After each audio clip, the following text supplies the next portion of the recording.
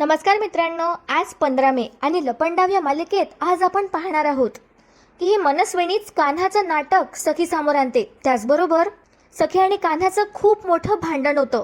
कान्हा त्याच्या घरी परत जातो आणि माला वचन देतो की या वर्षीच तो सरकारला संपवेल आणि सखीच ते डोळे उघडणार। तर बघूया मित्रांनो कसं काय झालं ते। व्हिडिओच्या शेवटपर्यंत नक्की बनून राहा आणि जे चॅनलवर नवीन असेल त्यांनी चॅनलला सबस्क्राइब करा। तर सुरू करूया आजच्या भागाला। आजचा भाग सुरू होतो ही मनस्विनी सखीला इमोशनल ब्लॅकमेल करते, ज्यामुळे सखी आता मनस्विनीला म्हणते, ठीक आहे आई, मी नाही जाणार त्याला भेटायला, पण आई तुझ्याकडे मी एक गोष्ट मागू का? तर मनस्विनी म्हणते, हा बाळा बोल ना। त्यावर आता सखी मनस्विनीला सांगते, अगं आई, मी तिकडे जेलमध्ये जाऊन बघितलं, कान्हाचे खूप हाल होत आहेत ग। ते जेवायला त्याला तिखट चटणी भात देत आहेत, झोपायला बेड पण नाही आहे ग साधा। आता गौतम हे बघून मनात विचार करतो की कान्हाने मस्त डोकं लावलंय, त्याने स्वतःला जेलमध्ये अडकून घेतलंय, त्यामुळे सखीची ओढ दिसते त्याच्यासाठी। शेवटी प्रेम ओढ तर येणारच।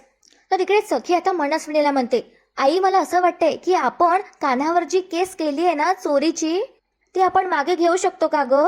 सखी आता या मनस्विनीला कन्व्हिन्स करण्याचा प्रयत्न करते आणि म्हणते, अगं तूच बघ ना, म्हणजे दोन गोष्टी होतील, मला त्याला भेटायलाही जावं लागणार नाही आणि तो जेलमधलं पण सुटेल, चालेल का ग? त्यावर आता ही मनस्विनी विचार करते आणि घरच्या कोणालाच हे पटत नसतं। गौतम आता मनात लगेच विचार करतो, नाही नाही असं होऊन चालणार नाही। सनाची लव्ह स्टोरी पुढे जाण्यासाठी कबीरने खूप डोकं लावलंय, प्लॅन केलाय, तो जर आता सुटला तर सगळंच हातून सुटेल। आणि म्हणून गौतम लगेच म्हणतो सखीला, नको, तो जे काही वागलाय ना आपल्यासोबत सखी, त्याला त्याची शिक्षा मिळायलाच पाहिजे, राहू दे त्याला त्या पोलीस स्टेशनमध्ये। वहिनी आपण केस वगैरे मागे नको घ्यायला, असं तो मनस्विनीला सुद्धा म्हणतो। आता या मनस्विनीला शंका येते आणि ही मनात म्हणते, हा गौतम असा का बोलतोय, याच्या मागे याचा आणि कबीरचा काही प्लॅन आहे का? आणि बघत राहा मित्रांनो, या मनस्विनीला आता सगळं माहिती होतं। आता बघा कसं ही मनस्विनी आता सखीकडे वेळ मागते आणि म्हणते, बाळा मला विचार करायला थोडा वेळ दे, मी तुला सांगतेच हा विचार करून। त्यावर आता सखी मांडू लावते। आता ही मनस्विनी सगळ्यांना म्हणते, बरं चला आता जेवायला। आणि बघा ही काय करते, सगळेजण आता जेवायला जातात आणि गौतम तिथून एकटाच निघून जातो। आता ही मनस्विनी गौतमकडे लक्षच ठेवून असते आणि मनस्विनी गौतमच्या मागे मागे जाते। गौतम आता कान्हाला फोन करतो आणि कळवतो की सखी त्याला सोडवण्यासाठी प्रयत्न करणार आहे। कान्हा हे ऐकून खूपच खुश होतो आणि म्हणतो, अरे वा, अरे काका, ही तर गुड न्यूज आहे। मनस्विनी सगळं बोलणं ऐकत असते गौतमचं। त्यावर आता कान्हा म्हणतो गौतमला, म्हणजे चला सखी मॅडमचं प्रेम जिवंत आहे तर माझ्याबद्दलचं। त्यावर आता गौतम कान्हाला म्हणतो, अरे कबीर तुला कळतंय का? त्यावर आता कान्हा म्हणतो, मला कळतंय कळतंय काका। त्यावर आता गौतम कान्हाला म्हणतो, अरे इथून सोडवल्यानंतर तुला त्या सखीचं प्रेम नाही मिळणार आहे। त्यावर कान्हा म्हणतो, हो बरोबर। पुढे आता गौतम सांगतो, अरे त्यात वहिनी म्हटली आहे की तिला विचार करायला वेळ पाहिजे आणि ती काय डिसिजन घेईल ना हे काहीच सांगता येत नाही। त्यावर आता काका कसं आहे ना, असं पुढे आता कान्हा म्हणतो, इथे पोलीस स्टेशनमध्ये माझी एवढी मैत्री झाली आहे की त्यांना मी सांगेल मला इथेच ठेवा, काहीतरी कलमा बिलमा लावून द्या आणि मला इथेच ठेवून घ्या। त्यावर आता गौतम म्हणतो, अरे कबीर हे शक्य नाहीये, विदाउट FIR तू जेलमध्ये आहेस। अरे कबीर आय अंडरस्टँड, तू स्वतःला तिथे अडकवलंय ते सखीचं प्रेम मिळवण्यासाठी, पण तू याचा विचार तरी केला का? ही गोष्ट जर सखीला कळली किंवा इनफॅक्ट तुझ्या आजीला कळली तर काय होईल, त्याचे काय परिणाम होतील? तू आजपर्यंत जे काही कमावलंय ना सगळं गमावून बसशील।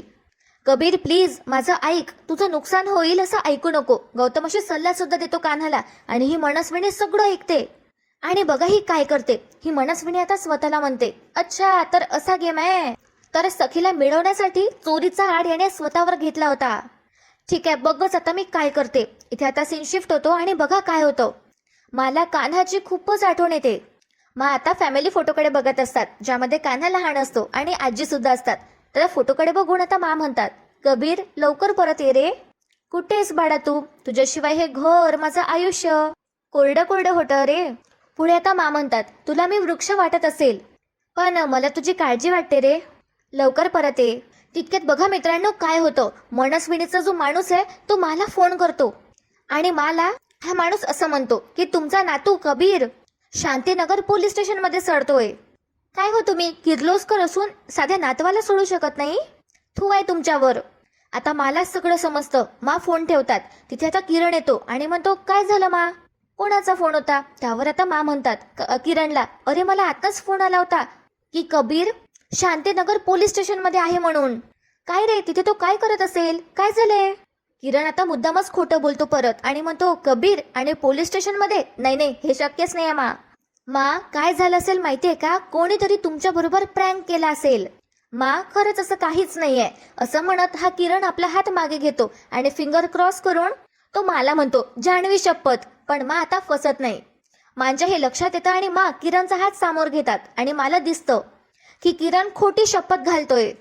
किरणचं खोटं आता पकडलं जातं आणि मला प्रचंड राग येतो आणि तशाच निघून जातात कान्हाला भेटायला जेलमध्ये. आणि बघा मित्रांनो, इथे काय होतं, इथे सीन शिफ्ट होतो आणि ही मनस्विनी मुद्दाम आता कान्हासाठी डबा पॅक करत असते. तिला सखी समोर कान्हाचं सत्य आणायचं असतं, त्याचं नाटक आणायचं असतं. सखी आता विचारते, काय गाई, कोणासाठी तू डबा पॅक करतेस? त्यावर ही मनस्विनी सांगते, कबीरसाठी. आता सखीला वाटतं, आपली आई इतकं सगळं का करतेय? तो कबीर असा वागला आपल्या आईसोबत तरी सुद्धा. सखीला वाईट वाटतं आणि आता ही मनस्विनी सखीकडे बघते आणि म्हणते, अगं सखी, मी खूप विचार केला आणि नाही म्हटलं तरी तुझं आणि त्या कबीरचं नवरा बायकोचं नातं आहे. तुम्ही एकत्र वेळ घालवलाय. किती तुमचे सुखाचे दुःखाचे क्षण सोबत गेलेत आणि इतक्या सहजासहजी तुझ्या मनातून त्याचा विचार काही जाणार नाही. तुला थोडा वेळ द्यायला हवा आणि बाळा, माझा पूर्ण सपोर्ट आहे ग तुला. आणि हे बघ, मी स्वतः जेवण केलंय कबीरसाठी. आता तू हा डबा घेऊन जा आणि हो, मी येणार आहे हा तुझ्या सोबत, असं आता ही मनस्विनी सखीला सांगते. त्यावर सखी म्हणते, अगं आई, तू हे सगळं का करतेयस? मी नाही जाणार आहे त्याला डबा द्यायला. मला माहिती आहे की तुझी इच्छा नाहीये आणि मला तुझ्या मनाविरुद्ध काहीच करायचं नाहीये. त्यावर ही मनस्विनी सखीला म्हणते, अगं वेडे, मी सगळं मनापासून करतेय आणि मी नाही चिडलीये, खरंच सांगतेय. पुढे आता ही मनस्विनी सखीला मुद्दामच म्हणते, आपण जाऊन बघूया तरी, तो कबीर आपल्याला जसा दिसतोय तसाच आहे का? त्यानंतर ही मनस्विनी जेवणाचा डबा सखीच्या हाती देते आणि तिला म्हणते, चल. आता सुद्धा पोलीस स्टेशन मध्ये पोहोचले असतात आणि बघा मित्रांनो, आता मेन पार्ट सुरू होणार आहे. आता पोलीस स्टेशन मध्ये जाते आणि आतमध्ये जातात आणि सोबत बॉडीगार्ड सुद्धा असतात त्यांचे. कान्हा आता लॉकअप मध्ये असतो आणि कान्हाला असं जेलमध्ये बघून मला धक्काच बसतो. माझा बीपी एकदम लो होतो आता आणि मला चक्कर यायला लागते. त्यानंतर कान्हा लगेच जेलच्या बाहेर येतो आणि म्हणतो, पटकन घ्या, पाणी घ्या. तर आता पाणी पितात आणि कान्हाला म्हणतात, कबीर काय झालंय? अरे तू इथे जेलमध्ये का आलास? त्यावर आता कान्हा म्हणतो, मी तुम्हाला सगळं सांगतो नंतर, तुम्ही बाहेर या. कान्हा आता मला हवेत घेऊन जातो बाहेर आणि त्यानंतर आता कान्हाला विचारतात, काय रे, आहे काय हा सगळा प्रकार? त्यावर आता कान्हा मला खरं खरं सांगतो आणि तो म्हणतो, अरे हे सगळं नाटक आहे. आता मला आश्चर्यच वाटतं. कान्हा म्हणतो, हो, मला काही खरी अटक झाली नाहीये. तर आता कान्हाला विचारतात, तुला अटक झाली नाही, मग तू इथे जेलमध्ये काय करतोयस? त्यावर आता कान्हा सांगतो, सखीसाठी आलोय मी इथे. त्यावर आता विचारतात, पण का बरं? त्यावर कान्हा सांगतो, अरे मला इथे जेलमध्ये बघून त्यांच्या मनातलं प्रेम जागं व्हावं म्हणून हे सगळं करतोय मी. म्हणून मी हा लपंडाव खेळतोय. आणि मित्रांनो, तिथे आता सखी आणि मनस्विनी सुद्धा असतात आणि त्या सगळं ऐकतात. सखी आता जोराने ताड्या वाजवू लागते.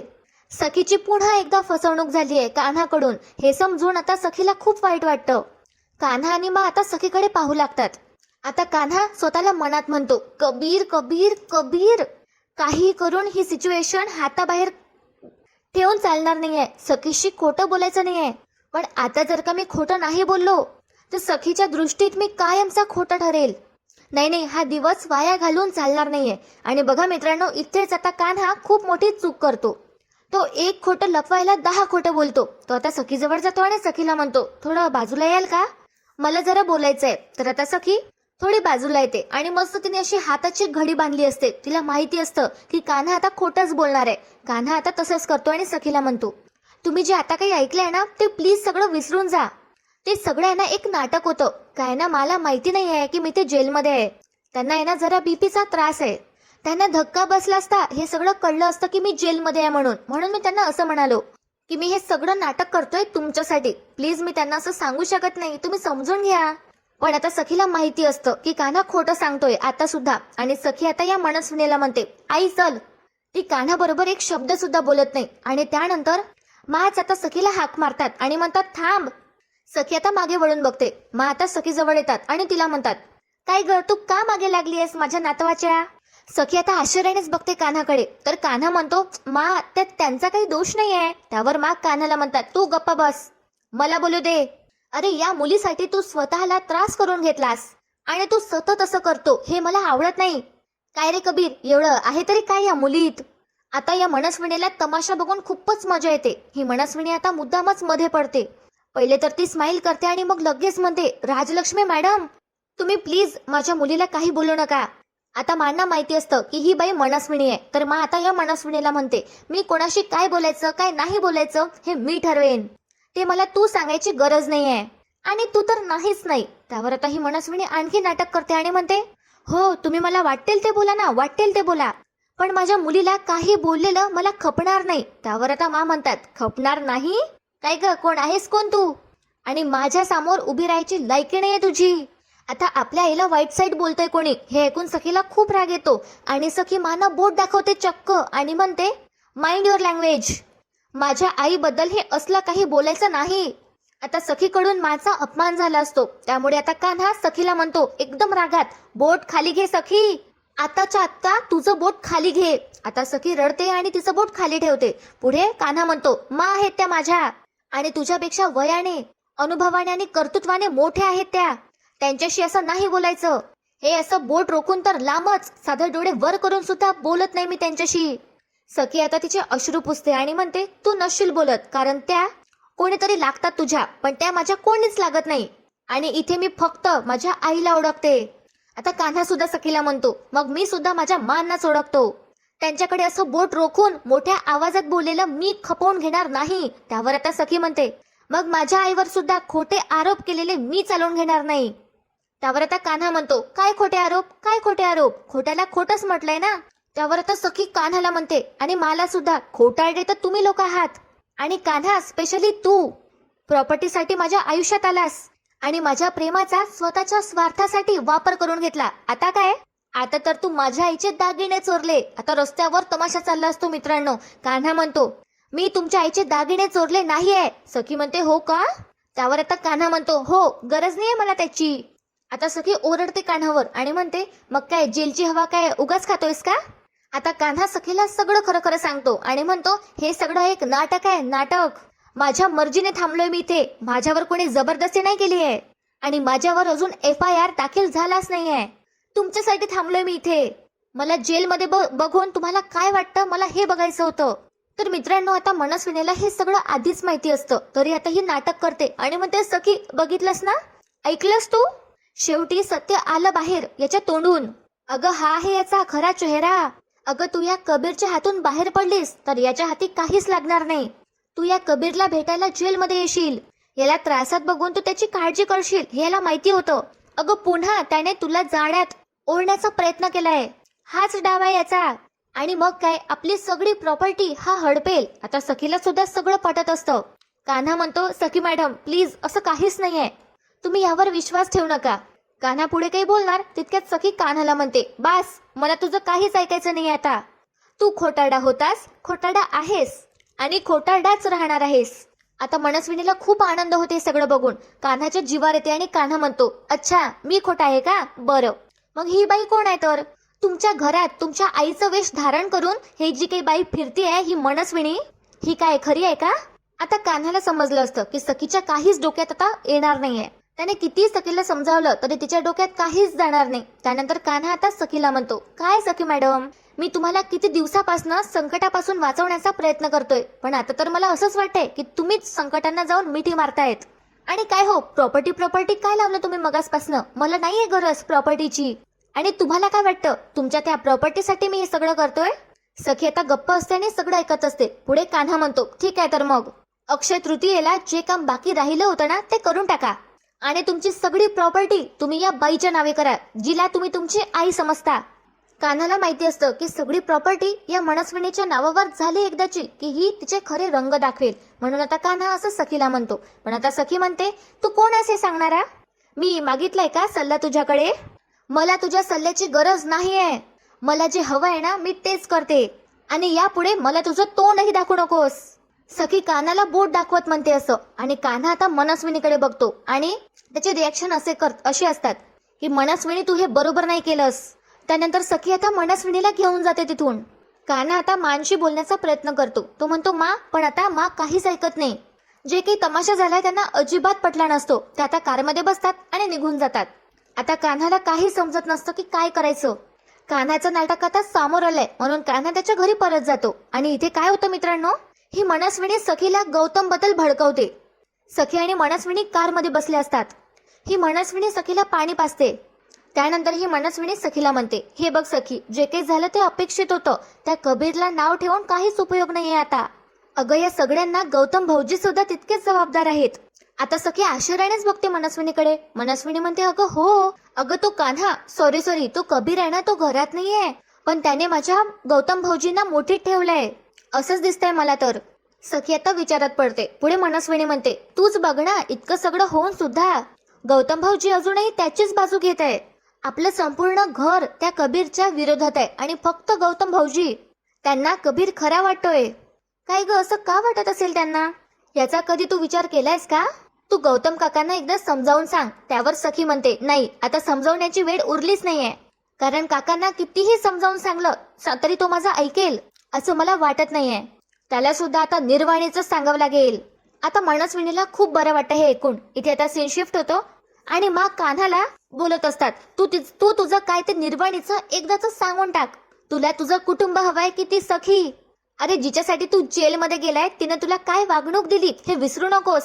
हा म्हणजे तू तुझं ध्येय तर आधीच विसरून गेला म्हणा, पण गाडी रुळावर परत कशी आणायची हे सोडून तू तिच्या मागे काय धावत बसलायस?